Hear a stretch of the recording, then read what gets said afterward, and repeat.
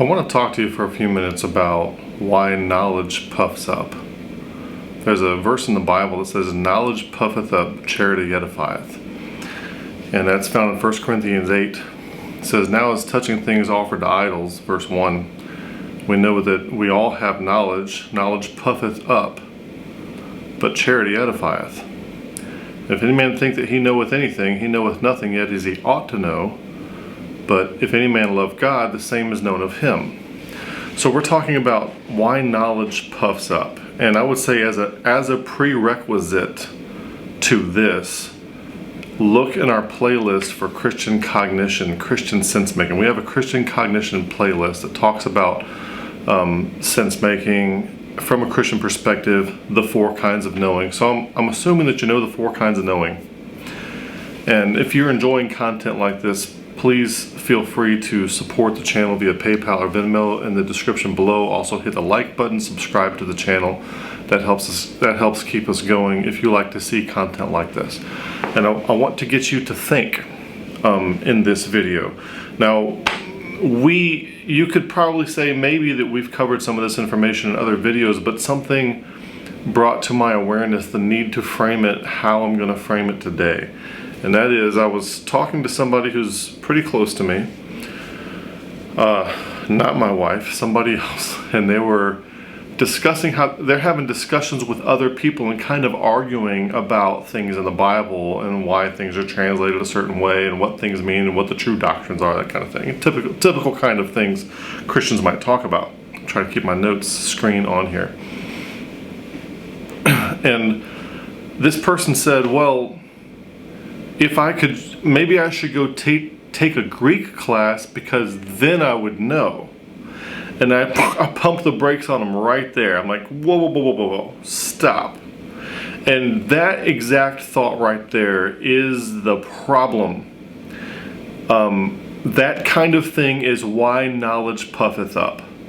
You think that, now what I want to distinguish for you is the difference between data acquisition and data processing, okay?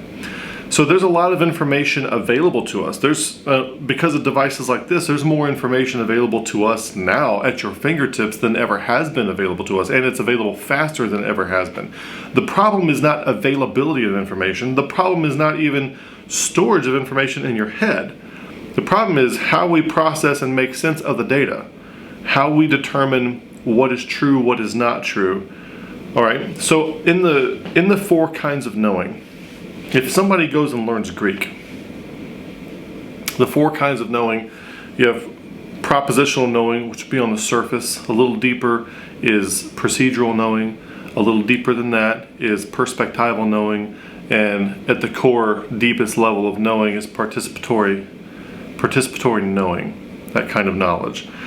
And we, in our society, including Christendom, westernized Christendom, we have reduced everything that can be known to propositional knowing. And in that sense, we think we can reduce everything to doctrines and dogmas and statements about theology and metaphysics rather than see it as a path of transformational aspiration. So we should be transforming into something. And you have to be in touch with all 4 kinds of knowing to do this. So the knowledge that puffeth up is essentially propositional knowledge without the other 4 kinds of knowing. The problem with you, the problem with me, the problem that cognitive science is trying to overcome, and what I think the Bible is addressing, is your tendency to self-deceive. Now, when we talk about rationalization, if I say you're irrational, that sounds bad. It sounds like somebody isn't making sense. But then if I say you're rationalizing, that sounds like they're also not making sense, but now strategically not making sense, okay? So when we say rationalize, sometimes that comes across as justifying something that we have already determined is true, or we're trying to excuse something. Say we're doing something, say we're engaging in a practice and we're trying to defend it, we're rationalizing what we do. Ask somebody why they do XYZ activity, they start to rationalize, especially if they kind of feel guilty about it. Can't do this without my coffee cup here. we tend to, our Western mind, when you think of rationalism, we tend to think of, we flatter ourselves and we think rationalism is how we arrive at our conclusions, but it's really not. We arrive at our conclusions for other reasons, and then we use rationalization to justify and bolster those. Like in Jonathan Haidt's book, The Righteous Mind, your tendency to rationalize is compared to a press secretary whose job is to defend everything that's already going on in the mind, okay? So your mind has already got its own agenda, and then your rationalization comes after the fact to try to justify and defend it. And the goal of cognitive science and the goal of Christian transformation is to try to not do that. And in order to not do that, you have to know and you have to admit that that is what we do by default until we fix it, okay? So we have a capacity for self-deception. Now there's a couple of passages of scripture here. Knowledge puffeth up, but charity edifieth. In other words, knowledge, using propositional knowledge, can make it sound like you have a great deal of attunement, participatorily and perspectively and procedurally. It can make it sound like that, but it's all a show. It's like an economic bubble. It's something that's not real. It's just a bunch of words. Knowledge puffeth up, and to you, knowledge can make you feel like you know more than you do. There's this other phrase in here, 2 Peter 2:18, for when they speak with great swelling words of vanity. Jude 1:16, these are murmurers, complainers, walking after their own lusts, and their mouth speaketh great swelling words. So you can use words strategically. You can strategically employ words in a great swelling way to persuade people of something that is not true, or of something that favors you in a biased way, or in an unbalanced way, in an untrue way. The problem with you and me, though, internally, is that we self-deceive without the intent to do so. And the more knowledge you have, the more propositional knowledge you have, without transforming, without changing, without a qualitative transformation about how you process data, the more propositional knowledge you have, the better you become at deceiving yourself. Okay?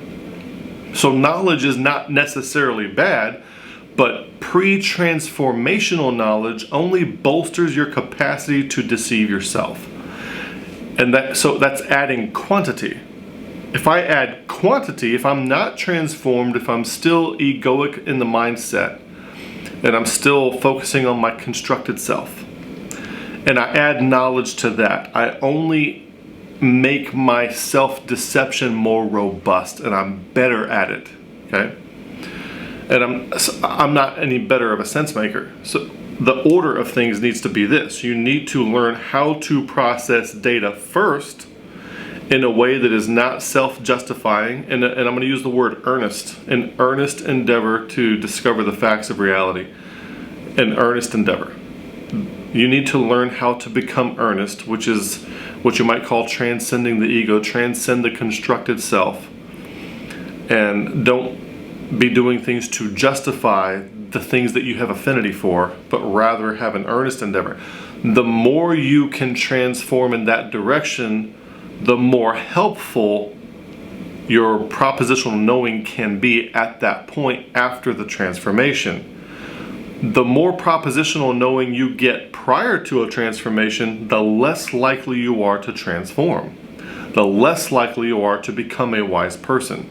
So I've heard some people say educated beyond their intelligence. And you might word that as gaining more propositional knowledge beyond their current level of wisdom has the capacity to process, if you will. So data processing. What do we do with the information that comes in? I want you to imagine, let's turn the screen back on here, a Catholic Spanish Inquisition officer. And I think we'd all think of such a person as a bad guy. Maybe thinking they're doing the right thing. But as far as society at large, as far as society's sense making or the ability of people to have freedom to explore what they think is true, the Catholic Inquisition officer is there to stop all of that and enforce conformity and compliance with a certain paradigmatic dogma, and make you turn off your brain, make you turn off your capacity to realize your own perspective and what it is that you see, and you join on to somebody else's perspective. If you take a person like that, like a Catholic Inquisition officer, and you teach them Greek, what does that do? It only increases their capacity for evil. It only makes them more powerfully evil, you see? If you take someone like Hitler and you add propositional knowledge to him, here's some propositional knowledge, here's how nuclear weapons work. Well, you don't want a guy like that knowing how nuclear weapons work, okay? You don't want a Catholic Inquisition officer knowing Greek, okay? And people get this confused. You know, I think the most recent debate that I had with somebody, it was somebody who was completely full of himself, who was full of propositional knowledge and completely untransformed. And my prediction would be that that person will never transform, and if they ever do, there'll be a seriously painful life consequence that leads to that leads to the ego destruction, something like Paul had. You have to come to the place where you consider all that stuff that you have of the, Pharisee of Pharisees, of the tribe of Benjamin, sat at the feet of Gamaliel, says, I count all that as but dung. Now you can just imagine how somebody would say that in street language in 2020. Man, that stuff ain't fill in the blank. That's what Paul's saying there. You have to, all the stuff that you think of yourself, I have a degree, I have this, I have that, I have all these certifications, I have, an MDiv. Until you realize that all that stuff is dung, you cannot transform. You cannot. So, knowledge puffeth up. I don't want you to think that adding quantitative, so that's where I have a few things to distinguish here. And that is data acquisition versus data processing. Okay, so you can't acquire new data unless you have transformed into a person who can process it better. So that's what you want to work on. You want to work on your sense making and data processing more so than you want to work on the quantity of information that you're able to retain in your noggin. And then as you go through the transformational process and you become more earnest and more selfless and more transcending of the ego, then adding information to that new person will not be as detrimental to the transformational process. Okay?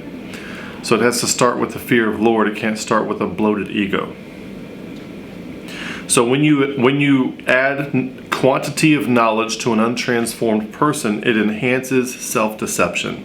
You become better at deceiving yourself. You fool yourself better. And it decreases your likelihood that you will ever transform. I want to talk about a few concepts. Self-deception is, truth. The definition of truth that we're going to work with here is correspondence with reality. That's what we're going to call truth. We talked in other videos about the concept of flow. And flow is tight feedback between a person's actions and feedback from a tight coupling between a person's actions and the feedback from the environment. And where error matters. Okay? That's flow. Kind of like a rock climber. If there's tight feedback, you get immediate feedback from the environment about where you should place your hands and feet, and then error matters. And like in video game playing, there's tightly coupled feedback, tight coupling between the feedback of your environment and your actions, and error matters. Well, the problem when it comes to Christianity and sense-making is that we are making propositional claims about metaphysical reality. So there is no tightly coupled feedback between our actions or our claims and reality. There's not tightly coupled feedback. You might be able to claim some kind of subjective thing. Well, I feel a certain thing. Okay, but you can't teach that or scale that or spread that around or anything like that. You can't, and nobody else can verify it. It's just a claim. But as a group, we Christians are making claims about metaphysical reality, and we're trying to operate in a domain of these propositional claims, but there is no tight coupling between our actions or the things we claim to believe and the reality about which we're making statements. So it's impossible to reach a flow state in that environment. So if truth is correspondence with reality, and there is no objective way to verify reality, what winds up happening is we get a proxy of reality. You say, what is, so there's something between us and reality with which our truth claims correspond that resonate back to us that we're on some kind of correct path or have the correct beliefs or are doing the right thing. And what I would suggest to you is you're in groups. There's lots of things that affect your sense making other than earnest endeavor to find truth. And that is the desire or need to belong to an in-group affects your sense making. The desire or need to have hierarchical status within an in-group affects your sense making. Conversely, those are things that would attract you to a certain paradigm because of the people with whom you have an affinity. And remember that word, because I'm going to talk about that in a second.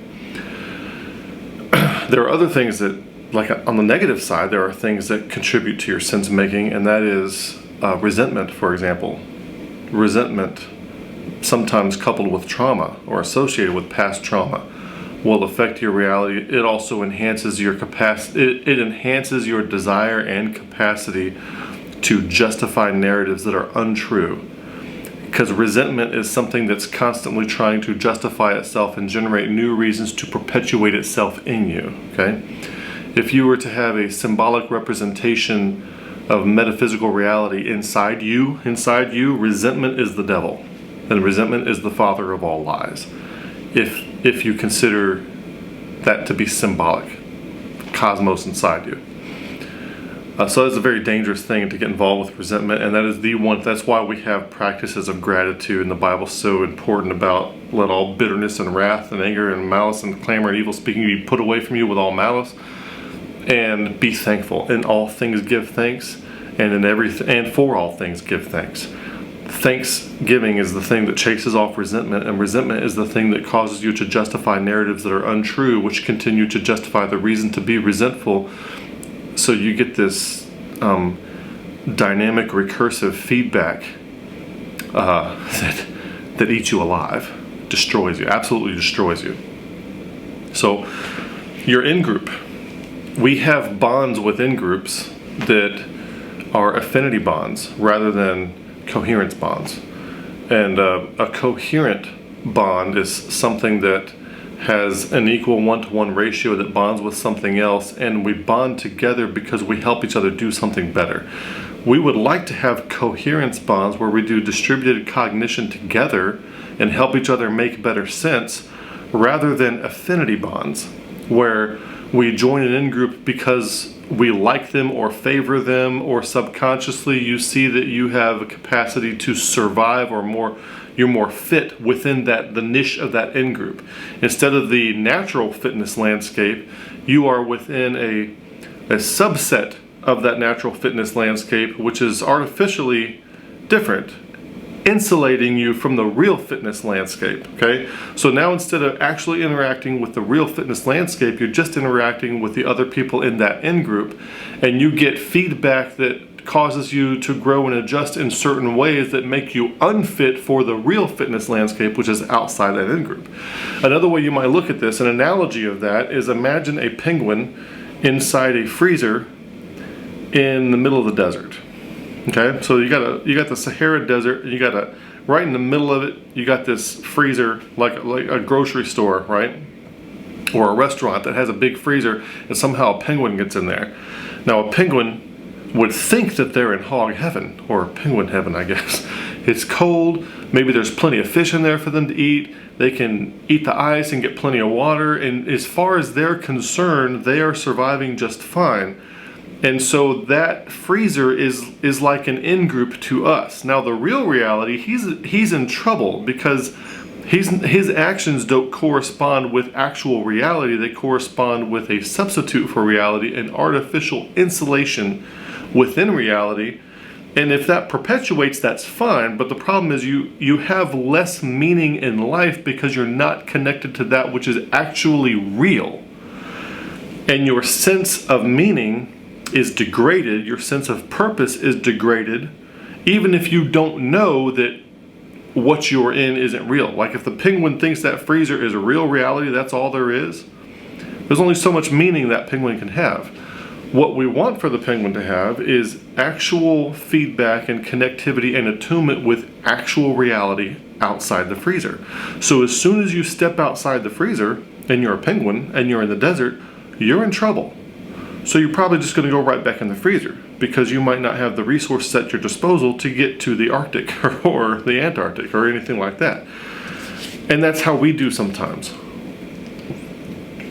When it comes time to face reality, pun intended, we don't like it, and we realize how far we are from actual reality, and we run right back into our little in-group. And when you're in there, especially today, there's almost a pandemic of mental illness going around. And I think, not that I'm qualified to make this assessment, but I think that there is a lack of sense of meaning and purpose because people are not connected to genuine reality. They're connected to a proxy of reality through an in-group. So when you go join a church that has a statement of faith, you are interacting with that group of people. And that group of people's acceptance or rejection of you, or promotion or demotion of you, substitutes for your interaction with metaphysical reality about what you are making or agreeing with propositional claims and asserting propositional claims. We want to be the penguin that leaves. Now, imagine there's what these in-groups also do is they cause us to other people. So say there's some other penguins in a different freezer a few miles away, and this penguin be against that penguin because they're not us. They're not us. And they're other. So what other people do in distributed cognition is that they give you parallax. And parallax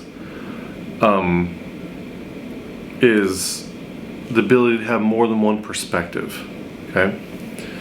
Like when you have two eyeballs, you can see things from two different vantage points. And if you have a buddy sitting over here, you can see things from another vantage point. That's why we have 4 Gospels in the Bible. It gives us parallax, okay? So the more viewpoints you have on a particular situation, the more parallax you have on it, which is what you want. I forget the word they use. I used to use it all the time.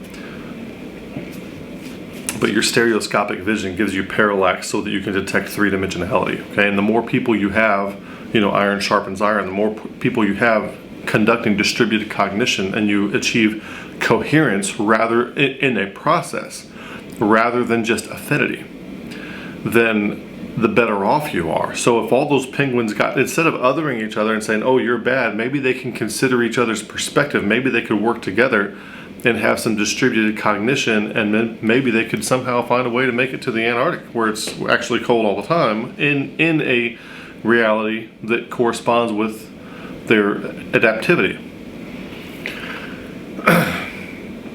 When you're conducting sense making, data has 2 things you need to consider: where it's coming from, does it originate from the logos, and where it's leading you. Is it taking you to the highest value goal of aspiration that you're trying to get to?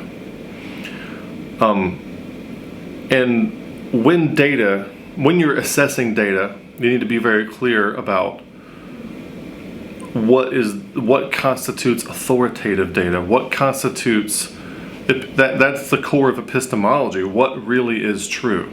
And when you hear Christians say phrases like Christians, we say that the Bible is our authority, right?